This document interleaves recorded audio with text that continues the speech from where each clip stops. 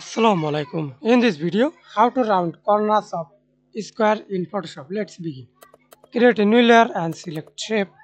Use rectangle and use first of all only fill color. Do not use stroke color.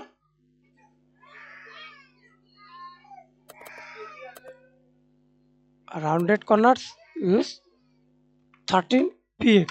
Press hold shift and again create a new layer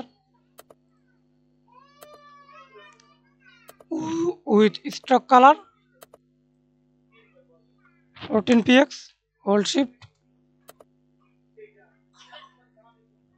Okay, press Ctrl T, resize, hold shift and again create a new layer, only stroke color,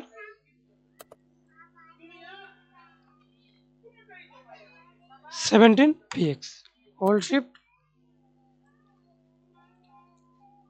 size, stroke size. Okay, and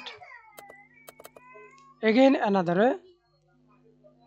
Again select this, right click, use rounded path. Then hold shift.